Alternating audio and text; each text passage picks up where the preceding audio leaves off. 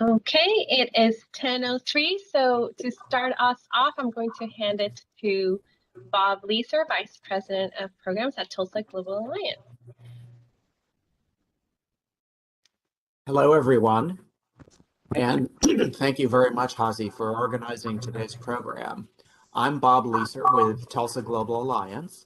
And on behalf of Tulsa Global Alliance, or TGA, and the Tulsa Kaohsiung Sister City Partnership, we welcome you to today's event on doing business in Taiwan. TGA is recording today's program and we'll share it on TGA's social media later. And if you have questions for our speakers today after they present, we'll have a question and answer period starting at 10:45. Please write your questions in the chat box. Tulsa Global Alliance builds global community by working with the City of Tulsa to manage exchanges and activities between Tulsa and its 8 international sister cities, one of which is Kaohsiung, Taiwan. And this year marks the 40th anniversary of the Sister City program in Tulsa. TGA also hosts participants in the U.S. State Department International Visitor Leadership Program and promotes international business and global education. Tulsa and Kaohsiung have been sister cities since 1980, and both cities have taken part in exchanges in fields such as education, culture, sports, and law enforcement.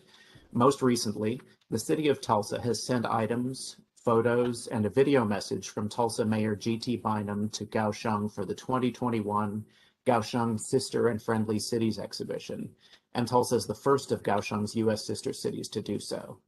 So Tulsa has a long history of collaboration with Taiwan.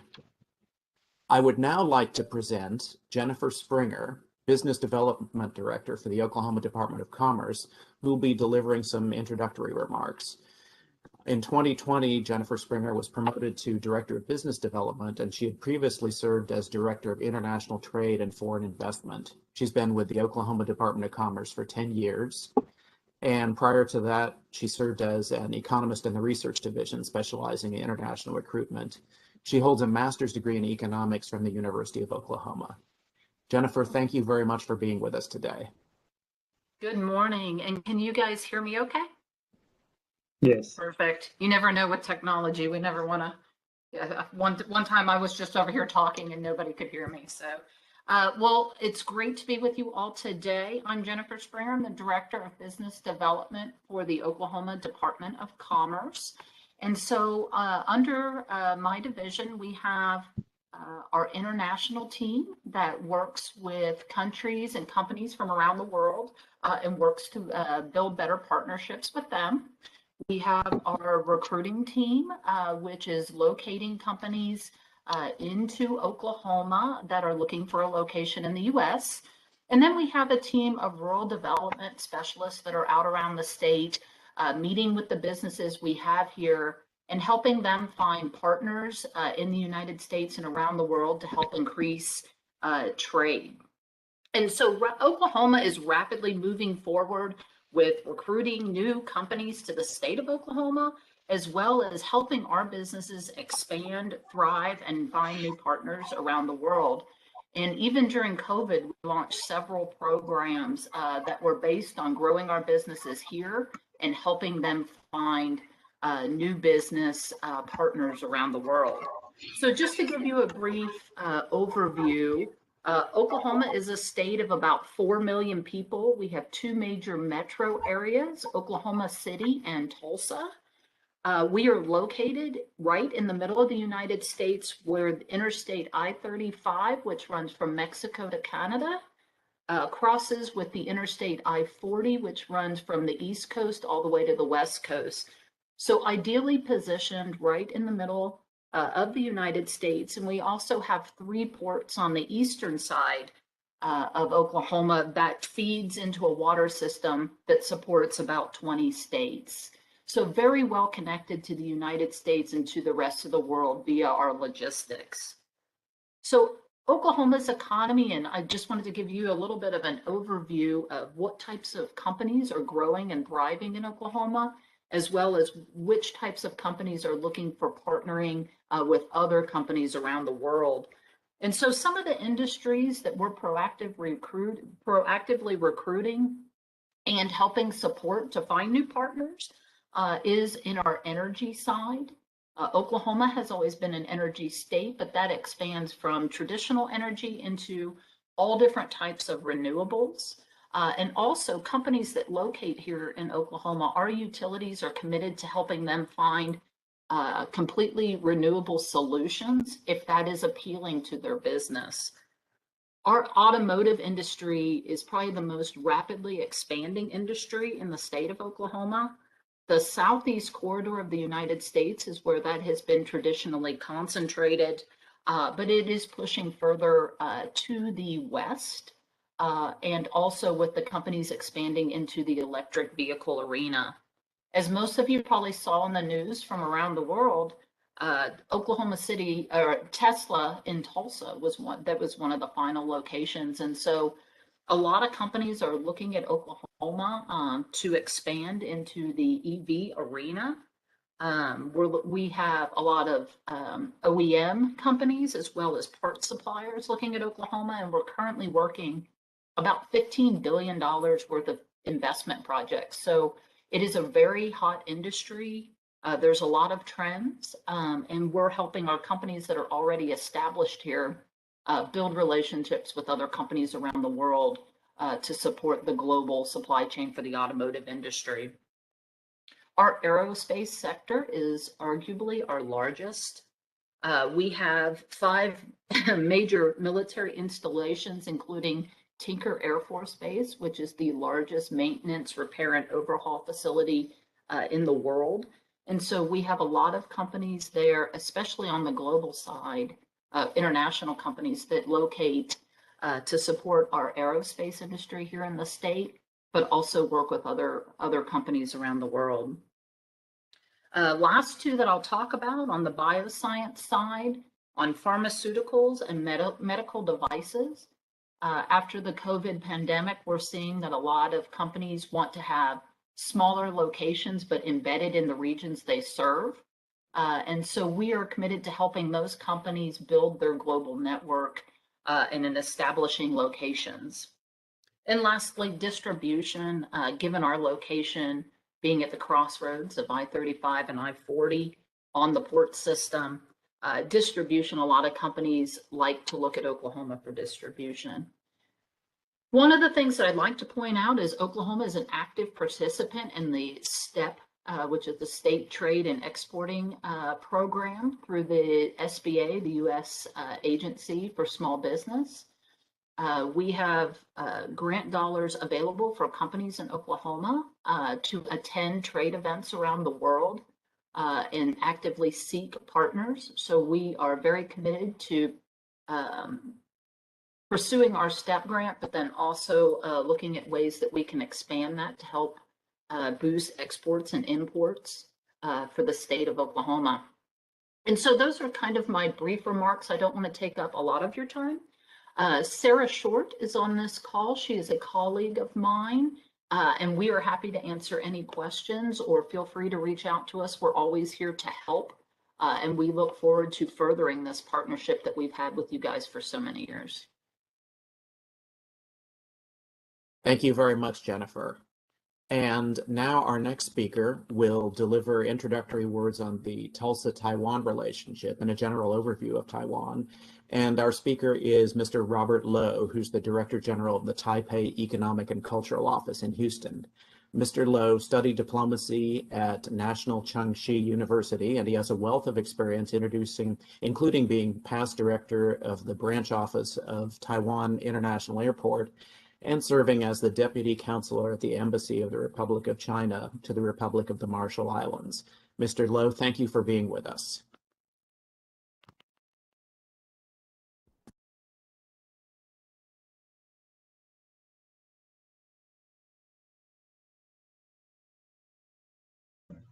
Can you hear me? Okay. We can hear you now. Okay, host, thank you very much. Good morning, everyone. My name is Robert Lowe, Director General of Taipei Economic and Cultural Office in Houston. What a beautiful day in Houston. I hope that you also have a beautiful weather in Tulsa. I would like first to thank you, TGA, Tulsa Global Alliance, for organizing this very meaningful virtual meeting today. As you know that Taiwan's Kaohsiung City is a part of the sister city of the city of Tuasa. Thank you very much for your wonderful effort to connect people and the business over the years. I know that Tuasa has been renowned for the oil capital of the world over the decades. And as probably you don't know that Kaohsiung is also the capital city of the petrochemical in Taiwan. And it is very famous for its petrochemical industry all over the world, not only in Taiwan. I think this will drive both cities together in promoting your business opportunity and even put both of you together for the future possible potential development in this sector. The mission of my office is to promote further bilateral cooperation and exchange between our two people. Since assuming my post in Houston, you might know that I have been to your great state of Oklahoma twice. The first one was going to Oklahoma City to meet with your governor and your sister city association of Oklahoma and Taipei. I met many of your people there. I enjoyed the friendship there as well. And my last trip was going to the northwest, the city of Elva. That's really a countryside area, but the people are so friendly. And the second trip brought me to the city of Elva because I was going there to attend the Lieutenant Governor's Turkey Hunt Festival. I met some of your people there. That's really wonderful. I saw during my trip to Oklahoma, I saw a lot of business opportunity there. And most importantly, I saw that your people are working with innovation mind, that this will serve as a solid foundation for economic growth and prosperity. And Taiwan is Oklahoma's ninth largest trading partner. Oklahoma's export to Taiwan last year, even during the pandemic, was a little bit increase. Cannot imagine that in 2019. The recent investment from Taiwan include a very important one, Continental Carbon's 100 million project in the Ponca City in the northwest side of Oklahoma. I have been just passed by this project. I can see that this project is really wonderful, and it's already create more than 100 high-end jobs there. We are looking forward to see more investment from Taiwan. So that's the reason why today we invited some of our business company, particularly in the aerospace industry from Taiwan, to attend this virtual meeting. We know that Oklahoma is famous for its aerospace industry sector. And we have very strong industry in Taiwan, and you have also very strong background there. I think this will bind both of us together to create more interaction and exchange in the future. Later, a directory of our economic division will have some more update on both sides in economic sector. Finally, I will close my remarks by saying that probably Taiwan and Oklahoma are away from very much. Even, you cannot imagine. Oh, that's about 15 hours from Taiwan to Houston. Then another 8 hours to your state. But I think this is the world of opportunity between our two people. I think as long as that we can do our best, we will create more opportunity and exchange between our two people. That's work together to create more opportunity, more investment, more friendship between our two sides. Thank you very much, my friends. Thank you very much, Mr. Lowe. Our next speaker is going to be Benjamin Su to speak about supply chain issues and business opportunities. And he is Director of the Economic Division for TICO in Houston. Mr. Su? Good morning, everyone. Can you hear me? Yes. Okay, thank you very much for Aziz for organizing this event, and thank you very much for Fraser. I'm very pleased to share some information with you about Taiwan's recent economic performance, especially last year. I'm prepared some slides so I can make myself easy to follow.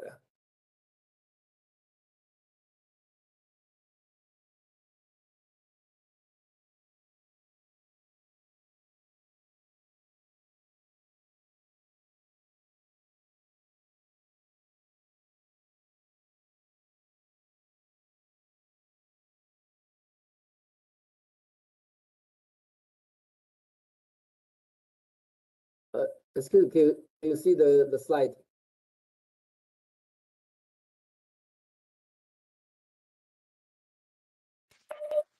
Yes, we can.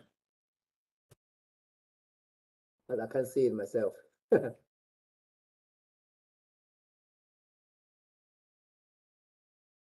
Okay, got it.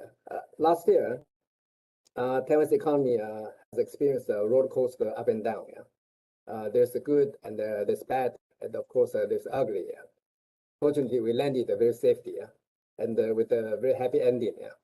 Last year, our export increased by 4.9%, and our GDP grows at 3.11. That is actually one of the best among developed and developing countries. And the first quarter this year, our growth rate registered more than 8%. And we estimate that this year, growth rate will be up to more than 4.6%. I think Taiwan successfully contained COVID-19 last year was the main reason why we can achieve such a remarkable performance during this difficult time. And actually, last year when COVID-19 first erupted in China, my government has taken very strict border control measure. And as the virus spread over around the world and seems to be out of control, my government decided to ban all the travelers coming to Taiwan. Even today, only a few business travelers can enter Taiwan from the low-risk regions. But the U.S. is still on the high-risk regions. So far, the American traveler cannot enter Taiwan. But of course, there's a few exceptions. When you enter Taiwan, you will have to stay at home or at a hotel for at least 14 days for quarantine. There's no exception. And that's really caused some trouble for some travelers. And the last year, when the pandemic first erupted, Taiwan faced a very serious shortage of face masks, like many other countries in the world. But Taiwan has we have a very solid manufacturing basis, and we have a very well-established textile, petrochemical, and automation industry in Taiwan. So my government decided to coordinate all those relevant industries we decided to produce the face mask by ourselves and for ourselves. And this policy proved to be very successful. Actually, we installed, within 40 days, we installed 92 production lines for face masks. And our daily production capacity jumped to 20 million pieces. And not only have we met the domestic demand, we also have extra capacity for export. And we quickly eased the social anxiety and helped the economic activities back to normal. But at the very beginning, the pandemic actually has greatly affected Taiwan's economy, especially the tourism and the hospitality industries were hit the hardest. The inbound traveler dropped more than 88%, and outbound dropped 86%. Even today, it is not fully recovered yet.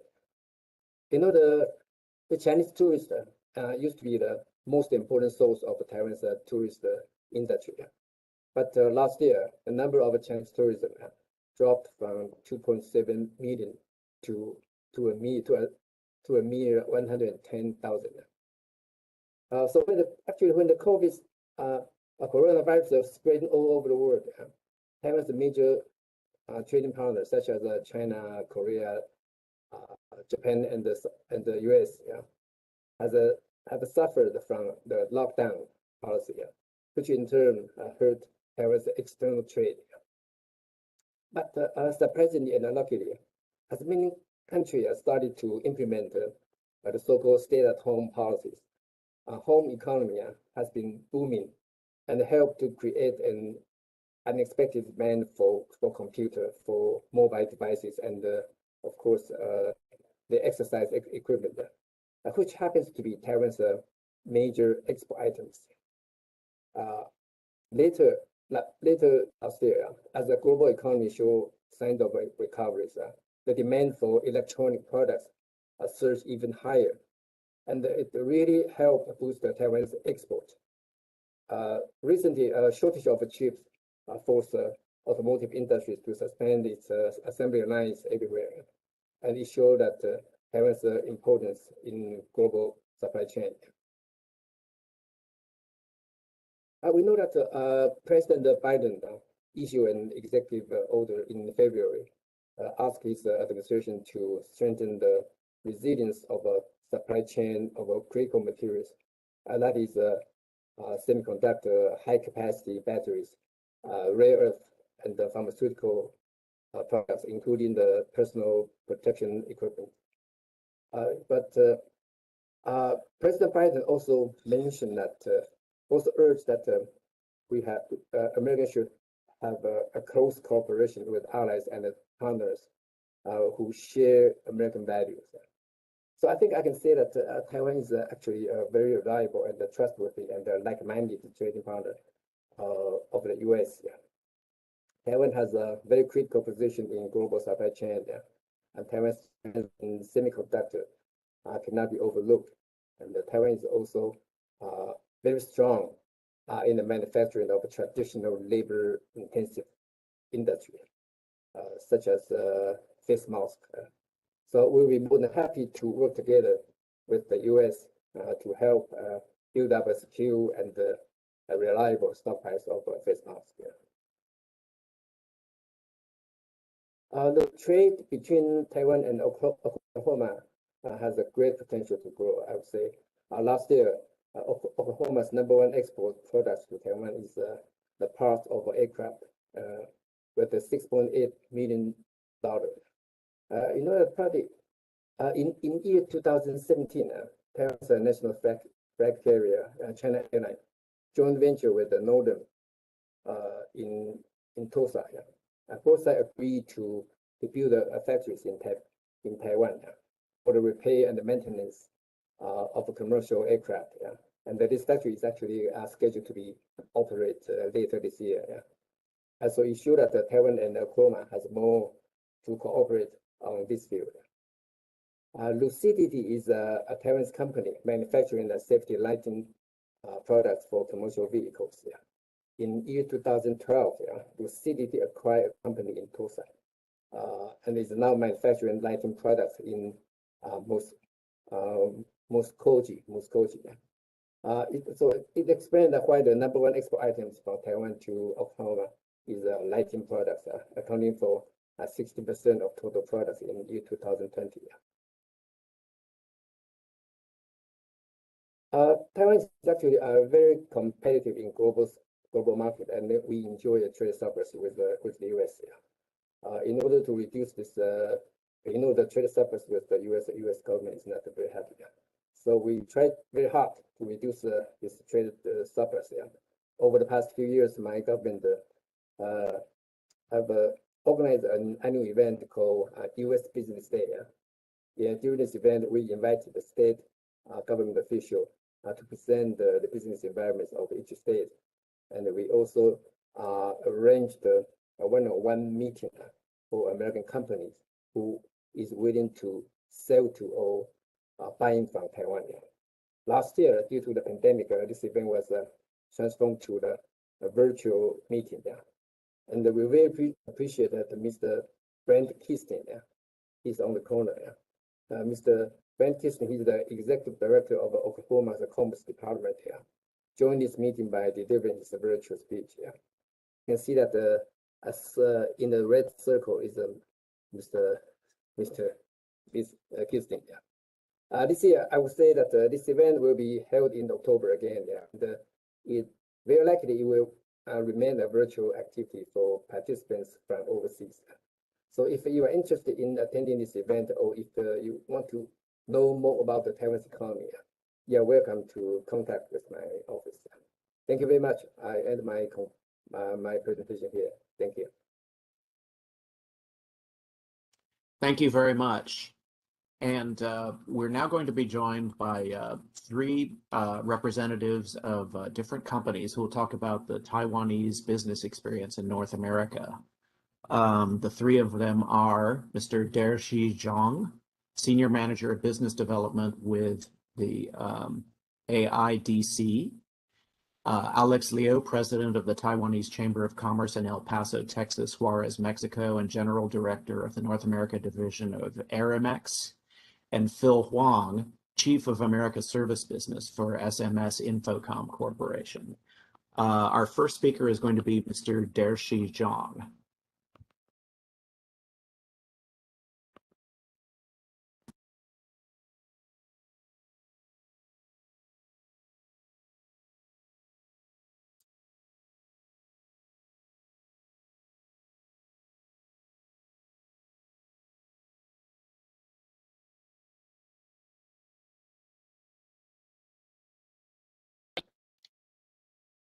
Oh,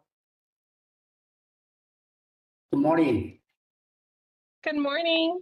Can you see my presentation? Yes, we can see the presentation. Okay. Let me introduce my company, AIDC. My company is AIDC, is a leading company in Taiwan aerospace. So we are founded in 1969. Our chairman, Modi Hu, President W.J. Ma, our headquarters in Taichung, Taiwan. The total employee 7,417, 733. We have 4 locations: Taichung, Shalu, and Ganshan, and Goko. So Taiwan Ministry of Economic Affairs owner my company 35.8% shareholder. That's my company organizing chart. We have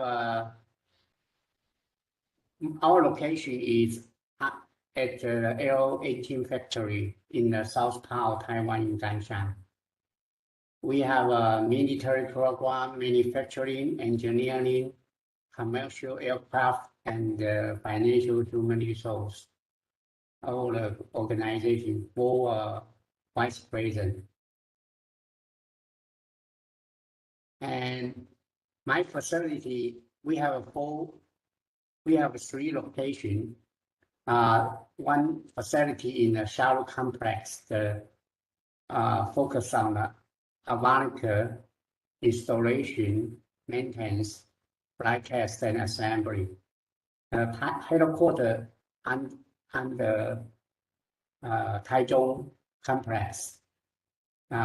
They focus on R&D, airframe, avionics.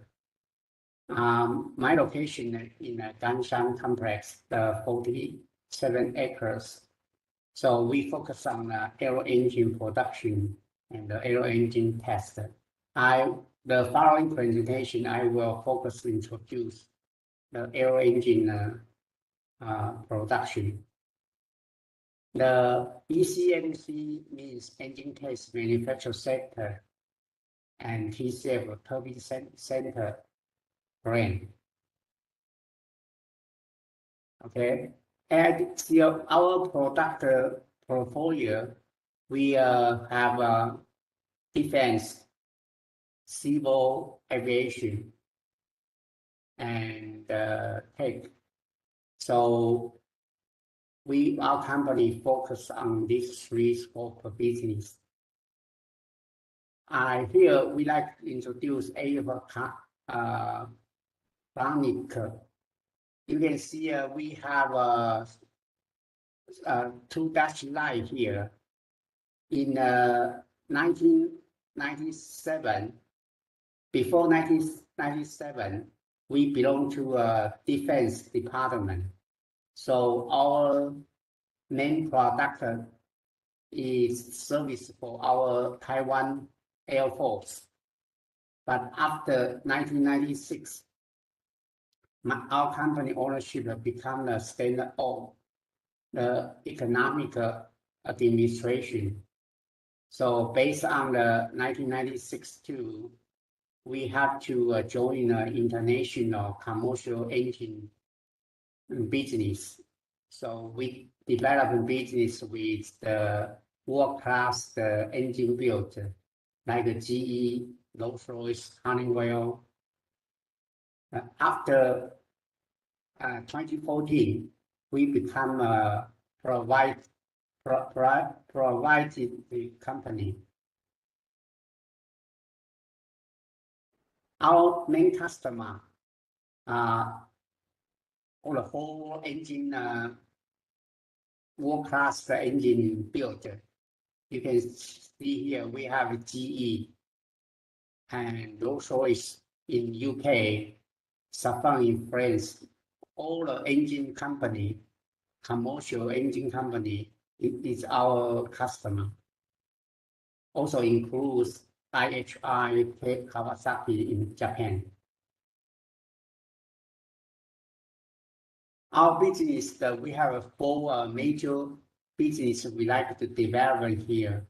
We focus on the commercial engine case manufacturing. Also, we manufacture casting and engine rotating part, engine assembly part, and military engine. So our business will focus on these five major products for AF. You know, in engine business, we need to have very unique and special process, because the engine in the air have to 100% sure quality. So every process, not only in machining, but also we need to have some special process. All these special process have to be approved by engine built.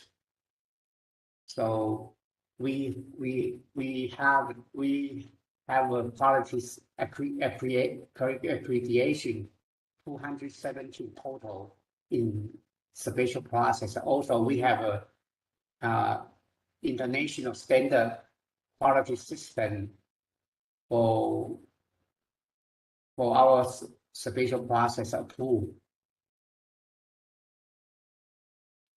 Our engine product portfolio, you can hear from all the engine parts manufactured here. we supply over 600 products to global customer, from the structural part to rotating part. We can support our customer the whole world. So for AF, the production line, we have 5 different production lines. I like here to introduce the following. For case line, we have a different machining. You can see we have key equipment, 5-axis machine, 4-axis machine, and turning machine. And because since in 1999, we developed a business with GE for the first case, CFM 56 engine. That's for Boeing 737 engine case. And from the 1999 and until now, we built a full case line to manufacture different type of engine case. Here is the components for your reference. Right now, our company delivered 7,000 plus a piece a newer for different type of engine for commercial engine. And the second is the L409. We also have a special process machining here for EV welding, laser machining, all the special process. With this special process, we can manufacture our components in our shop without outsourcing any other company. So that's why our customer think that one-stop shopping is very helpful for them to manage their schedule and the quality. That's our L409 component for your reference. There are different type of engine case and components for our commercial engine assembly. And we also have a center of excellence because some components in an engine, we needed to make it very lean manufacture. So we combine all the process in one room and make it very productive way to manufacture our components. You can see one room we can manufacture 30,000 pieces a year.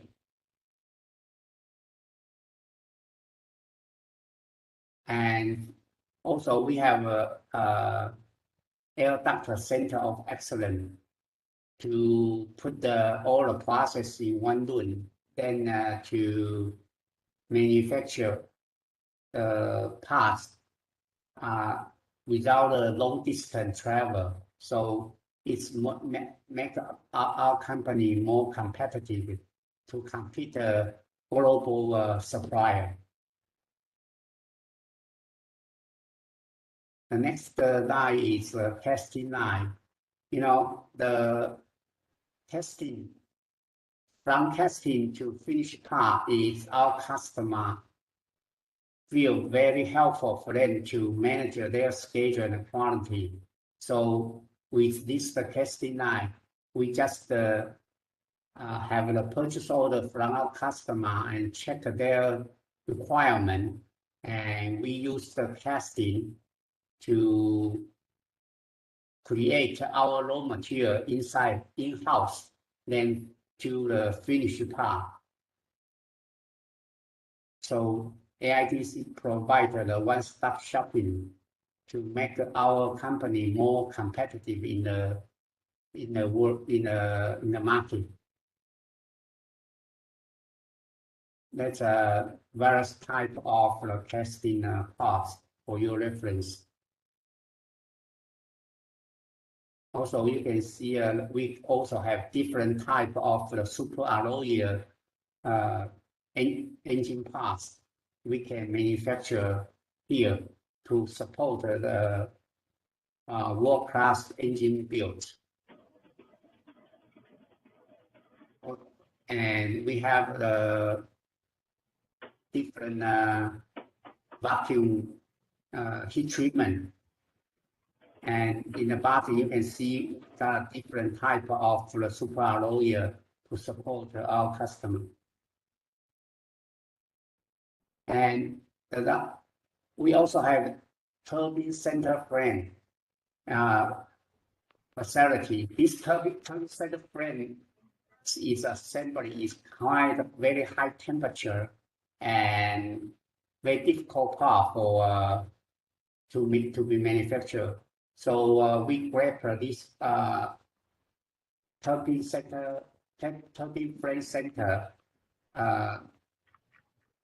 promote my company become more in manufacturing more complex and complicated parts to support our customer.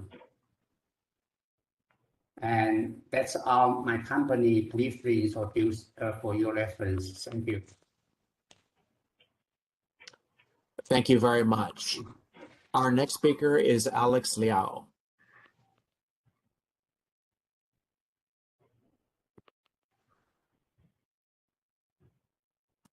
Hello, everyone. Thank you for having me today. Actually, I'm more being introduced by my friend. It's Benjamin Shi. He's the director of the economy division in Houston, Texas. So thank you for inviting me, especially the TGA, Bob Blisser and Jennifer for the OKC, and I think Haza. I'm sorry, I always cannot pronounce your name right. But thank you for having me. And of course, our Director General, Robert Lowe, okay, the Taipei Economic Culture Office in Houston. Thank you. So actually, I like to speak a little bit regarding on behalf of the Taiwanese Chamber of Commerce. Today, the reason I'm joining here is not promoting my company, but more promoting to what Taiwanese has been here in Texas or around this neighborhood. The TCC, abbreviation for Taiwanese Chamber of Commerce, I'm more representing for 2 regions. Why? Because here it's a border city. Taiwan has a lot of investments here in Mexico. So especially we are considered as the largest investment group here in Juarez, Ciudad Juarez, in Chihuahua. Representing around $30 to $40 billion of investment from Taiwanese company. And the TCC has been here serving Taiwanese company for more than 20-something years, because we're actually trying to find out what was the original. I think we originally registered around 1998, and I'm considered as the 6th or 7th generations of the chairman so far. So I'm glad to have this chance to service Taiwanese company. And here are major Taiwanese company, as everybody could hear from the Foxconn, and also other Taiwan tech giant company. We call like the 4 brothers. All of them are here in Juarez. So it represents a huge investment portion overseas, especially in Mexico, here of our investment. And actually, the business cross from consumer electronics, automotive industry, or aerospace as well. And what I behalf was more like a packaging related industry.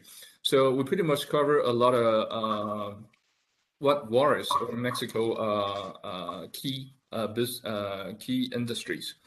Also recently, because of pandemic, the medical devices also here in Mexico are really booming as well. So this is what a little bit abbreviation about who are Taiwanese company here. They are more than 15 companies solely registered here in Mexico, not Mexico, in Juarez, also El Paso. Because El Paso, Juarez considered as a 2 sister company, sister cities, because just cross the border, Many of the Taiwanese who live in US and every day traveling to Mexico to work. So this is how convenient between here and there. Right across the bridge in Mexico, it's how we took Taiwanese company take advantage of before it's NAFTA, and here it's called right now called USMCA. Because these benefit a lot of Taiwanese company looking for like a tax-free, that's for sure, and also other benefits that maybe I would like to speak out a little bit for something maybe in the future, maybe OKC or like a TGA will be considered to attracting more Taiwanese company. Based on what you have been sharing, we know that okay, several industry are landed in Tulsa and also in OKC. And I just learned OKC is the ninth largest trading partner from Taiwan, which is I'm a little bit surprised. So of course, there will be a lot of opportunity. As Taiwanese company are very spontaneous. If there's any business, we travel everywhere. But the key is how we're gonna collaborate with a local government for sure. In terms of the incentive, definitely for sure. How transparent for the business transactions and also supply chain. So these are the key points, especially you also mentioned about the logistic or distributions. Here in El Paso, Texas, why is El Paso? El Paso is the ensign or Mexican or Spanish means, okay, the route. So that means people are traveling from east to west through El Paso. So that's why in the center of the, I don't want to say it's the center of Texas, but it's kind of key between east to the west. So that's why a lot of Taiwanese companies choosing here. Has been here more than 20 something years, because not only like I said about the free trade for the NAFTA, but also the logistic wise, the east to the west, even to the north or to the south. So I believe that okay, OKC could be another potential for us to consider. So that's why maybe we will take more chances to asking Bob, Jennifer later on, to see how much incentive maybe OKC or Tulsa will provide it. So maybe I can gather those information and send it to our Taiwanese companies. And of course, Benjamin also will gather more information from our government. So we will always like to get those information and be able to attracting more investors from Taiwan, and vice versa. You have learned how friendly of investment in Taiwan, especially Taiwan has a lot of talented workers. And also we are not big, so north to the south within 4 hours. So that means that's the beauty of Taiwan. And we have a lot of talented workers and also educated engineering. So hopefully that will also demonstrate how Taiwanese consider how we representing ourselves in the global business and market.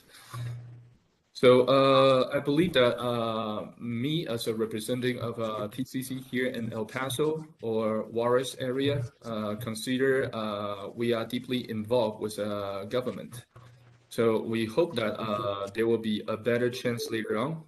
We can learn from OKC and also learn from Tulsa. In terms of, for sure, there will be more and more aerospace industry. And also, Jennifer kind of mentioned about Tesla, also landed in OKC as well, which is there's a lot of automotive industry company investor from Taiwan now recently looking for the area over here or maybe in Dallas. That's what I heard. Or perhaps, you know what, right across another state region, that's OKC. So that could be another great opportunity to explore our investment capabilities. So once again, thank you guys for having me here. And of course, if you guys tend to looking for more information and detail from TCC, doesn't matter in El Paso or in Mexico, I'm willing to share more detail and more contact. Thank you, guys. Thank you very much, Mr. Liao. Our final speaker is Phil Huang, who's Chief of the America Service Business for SMS Infocom Corporation. Hi, good morning, good evening, everyone. Let me share my screen.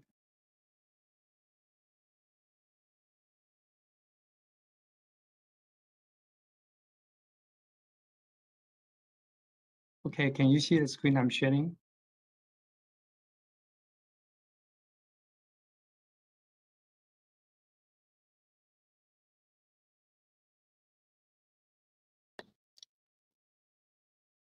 It's saying you're starting to share content. So hopefully here in a minute it'll upload. Oh, there we go. Okay. We can see it.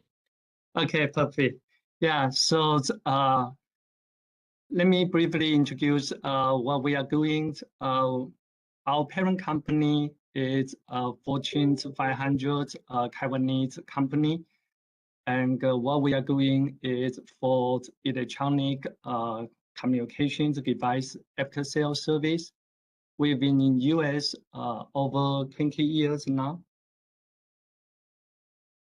And we have service across the global. So you can see, in different regions, we have service facility from America to North America. Our service location is in Dallas. And worldwide, currently, we have approximately 3,300 employees. So for our America operations, for Latin America, we have a facility in Mexico and Brazil. For North America, we have location currently in Dallas and in Toronto. So I think during the meetings we heard about a lot of logistics. So for many companies, logistics are very important, and for us, there's no exception. Actually, before 2005, we were in El Paso, and at that time we are a very small service facility with only 30 employees. And then we moved to Dallas due to the logistic configuration. And from this map, you can see Dallas is actually, Oklahoma is kind of like our neighbor. We are all very in the central of the US. So that's definitely for logistics the greater advantage. And we are also looking to further expand to East Coast and the West Coast.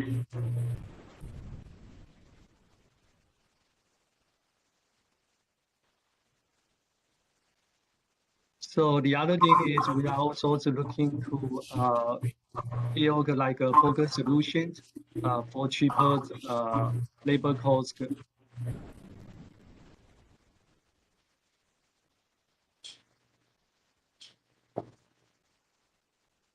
Okay, so what we've been doing is the depot service. So the majority product we are servicing are like the PC. So most of the laptop, especially during COVID-19, there are so many students that have to do online study. So our service is very critical to them. If their machines fail, they send back to us, and we quickly repair and we can within 2 business days. We are also doing the PCB mainboard repair. So especially after US-China's trade war, there's carries for certain commodity. For example, for the mainboard, right now there's 25% duty. So because of that, actually, it's more and more of our customer. They right now prefer to have the service performed in US instead of send back to China to avoid the duty case and also to save the international freight, reduce the transportation lead time. Okay, so this is just a picture to show you our facility, how it looks like. And we continue to develop service. In addition to our core business PCs, we move to the networking and also the 5G program. carbon footprint is another area like we are going to invest ourselves. And I think I heard Jennifer had mentioned about Oklahoma is also like a very green, renewable energy scale. Okay, so this is my last slide. So for our companies, always the challenge is to be very flexible to all our customer needs. Okay, so thank you very much. It's been a great honor to join this meeting. And thank you very much, Mr. Wang, and thank you to all of our speakers this morning. I know that it's getting close to 11 o'clock, but I would like to invite everyone who's interested to stay on the call for up to 15 minutes if you'd like for questions and answers. And again, we invite you to type your questions into the chat box. If you can't stay after 11 o'clock, we will make a recording of your question and get the answers for you when we publish the recording of this presentation. Does anyone have any questions that you'd like to address to our panelists? And I see a question here about what the selection process is like when you do business overseas. What do you look for in locating a company, and what decision-making process do you have?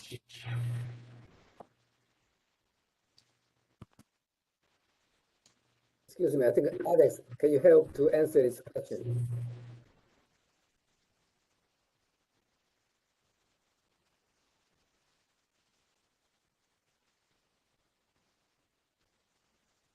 Just sent you a request to unmute, Alex. Alex, I can see you. I'm sorry. Oh, there you go. There you go. So thank you. When selecting cities to do business with overseas, okay, what are they looking for? So it is towards like from overseas means, okay, the US entity coming into overseas, or from us, from Taiwanese company perspective to come to United States or any other overseas companies. So if this is what I think, well, Taiwanese company are, I have to say that, okay, we all try to be smart as, I have to say that, I'm sorry, my languages. So in terms of everywhere, we need to understand about how transparent for the government, that's for sure, that's number one. Number two, what is the utility cost and the labor? Are there any talented workers? Because particularly, for example, AIDC, I'm sorry, AIDC, because they have really specific and unique industry, right? So they need to understand, are there any like talented workers or employees over there? So which means, okay, it will be easier for us to recruit. For example, here in El Paso, there's a El Paso, let's say UTEP, University of Texas El Paso, which means they have offer very a variety of courses towards supply chain. You know, here we need a supply chain. There's also a production engineering and also material engineering, everything. So those are kind of the study are really quite useful for the people who are going to recruit the talented workers over here, and they can like habit the people getting more familiar with the industry. So we have seen quite frequently between the university versus doesn't matter here in El Paso, the company here in El Paso, or across the border in Mexico, because the students over here, more than 80% are Hispanic, which means, okay, they either live in El Paso, Texas, or live in Juarez. So they cross back and forth. So that's why they can also have no issues to work in Mexico. So that's why we see that, okay, this is quite important. Second, I think most of people, even we learn from a lot of documentary or Netflix. I know like Asian countries, especially our workers are very dedicated. And also maybe our management levels are different compared to North America. Let's say union, that's another big issue. So hopefully that, okay, by getting more understanding about what's a union status in, let's say, OKC or maybe in Tulsa, that will help us to understand, because we don't want to create some kind of culture conflict or become like a biggest issues when people are hesitate to invest overseas. So maybe that's another thing that, okay, quite differently. So people need to be educated, people need to understand, especially the investor. So that's from my perspective to understand. For sure, all costs are very important, and especially the incentives. Let me spend another 2 minutes. I'm sorry, because we also have another tri-city, which is called New Mexico State. We are just landed in these three borderlands. So New Mexico State also providing a tremendous incentive lately to the foreign investor. For example, as far as I know, there are 3 Taiwanese companies come join us here, and they are huge investment. And they also having a little bit issue because, okay, here it's just the borderland, which is it's a New Mexico State, but it's kind of far from, for example, we are more closer to El Paso, Texas, let's say this way. So a lot of labor workers are from El Paso, Texas, but not from New Mexico State. So which means, okay, when they're getting the incentive, they also promise that, okay, they are gonna hire X amount of laborers, but at the end, they couldn't attracting enough local New Mexico State labor because there's not much of people lives around. So that's another thing. So I'm not sure if Tulsa considered as a great industrial city, would that be enough of laborers or something? That's another thing that, okay, I'm just seeing recently it has been happened. So they are trying so hard because they promised the government, but unfortunately, more than 80% of the labor workers are coming out from El Paso, Texas, not, let's say, Las Cruces, New Mexico State. So that's quite different. So at the end, that will be a restriction from their promises. So hopefully, if I answered that correctly for this question. Yes, thank you. Thank you very much. Are there any additional questions from our audience today? Oh, yes. Thank you. So I got the idea to share with you. So anybody from the Department of Commerce of Oklahoma? Okay, I think Sarah is online. So I have been thinking that it is quite necessary that if the Department of Commerce of Oklahoma can appoint a representative station or not just working in Taiwan, so that it will be convenient for Oklahoma, the state of Oklahoma, to do more introduction or to do more sales call and try to get more investment and doing business, so that if it is possible, I would like to get some feedback from the Department of Commerce for this issue. Thank you. Or do we have any suggestion from TGA? How to think about this idea?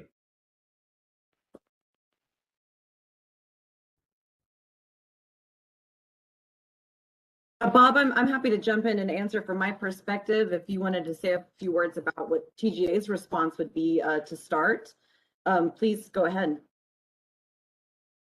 Well, Tulsa Global Alliance has an active relationship with our sister city in Kaohsiung, Taiwan, and we have been active in exchanges in a number of different fields over the years.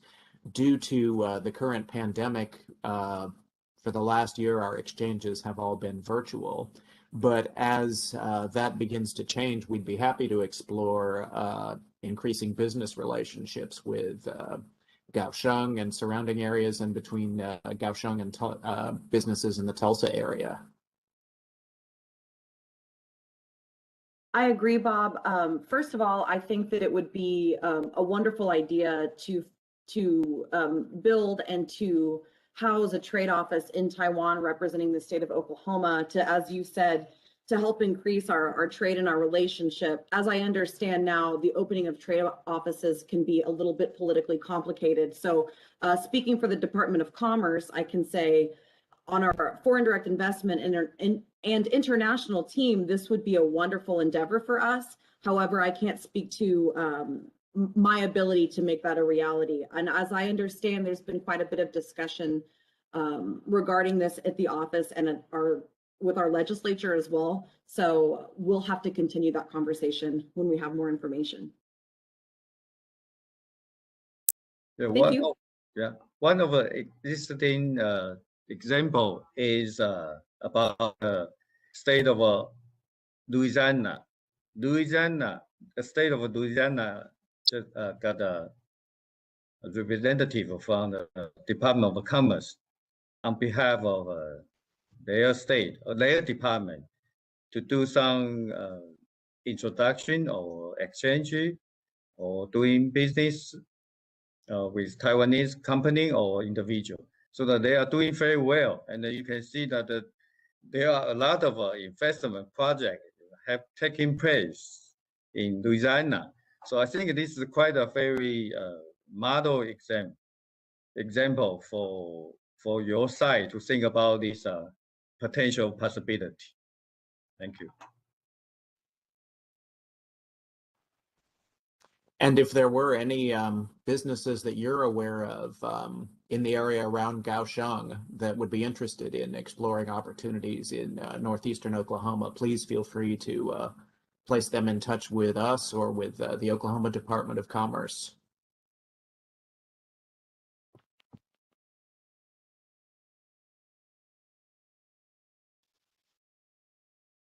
Are there any other questions or any other proposals from the audience or from our panelists?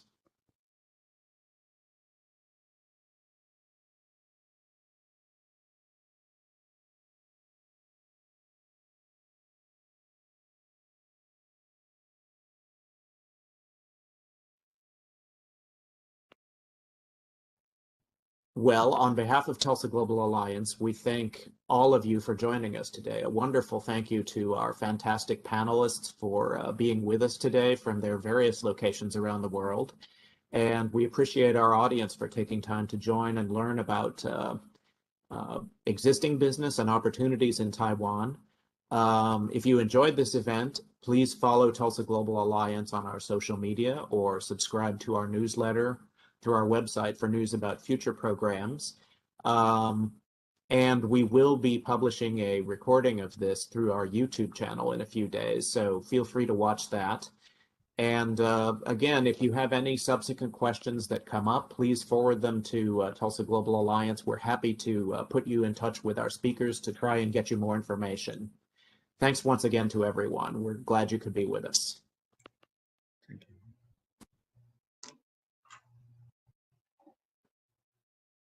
Take care.